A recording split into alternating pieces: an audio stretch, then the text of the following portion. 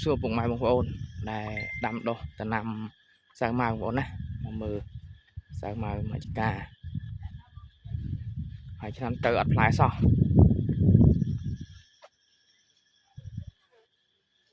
តែឆ្នាំនេះផ្លែចង់បាក់ដើម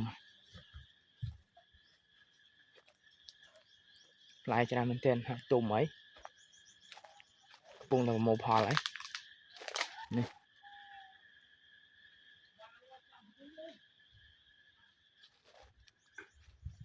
នៅពេលដែលក្តឹបទូចគេហៅថាក្តឹបវាពីរជាប់គ្នាល្អិតហ្នឹងណាយើងបានបាញ់ពពួកហៃផុសកាលបូរុនអង្គរអាតូមិករហូតបាញ់បានមួយហាំជើងរហូតដល់វាចិត្តគេហៅថាពណ៌រៀងបៃតងចេះពណ៌ចេះចាប់ផ្ដើមបញ្ចូលពួកហៃផុស UMP ឥឡូវបាញ់បានហៃផុស UMP រួចរាល់ហើយកំពុងបន្តប្រើពពួកតាខេបាទតាខេជាមួយនឹង Gamber បាញ់បានមួយជើងហើយជើងបងប្អូននេះហើយជីក្រោមយើងដាក់ពពួក Winner Nitraber បងប្អូនណាផ្លែដល់ដីនេះអីហ្នឹងបងប្អូនអើយ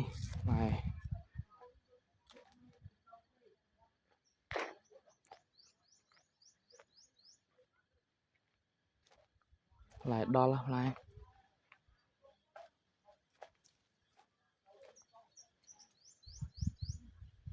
នេះបងប្អូននេះដើមនេះអីក៏អញ្ចឹងផ្លែដល់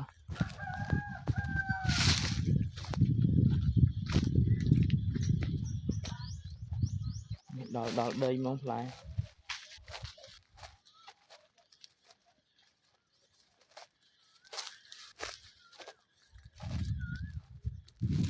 ពេកហីរាល់ឆ្នាំអត់ផ្លែទេ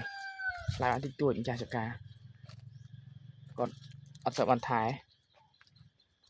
អានេះប្រើប្រាស់ជីឆ្នាំបានដល់កហើយ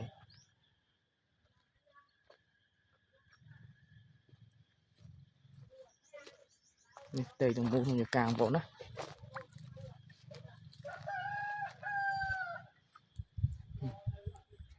សុទ្ធតែផ្លែ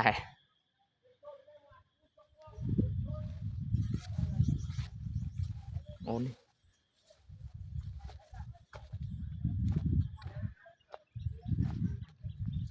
ផ្លែដល់ហើយ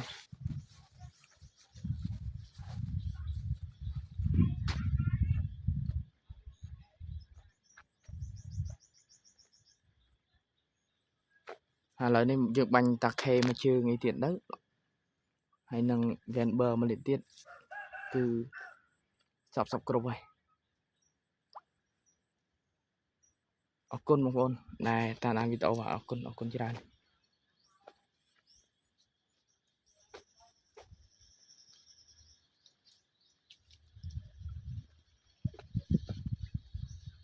ដើមនេះដើមមានទេណា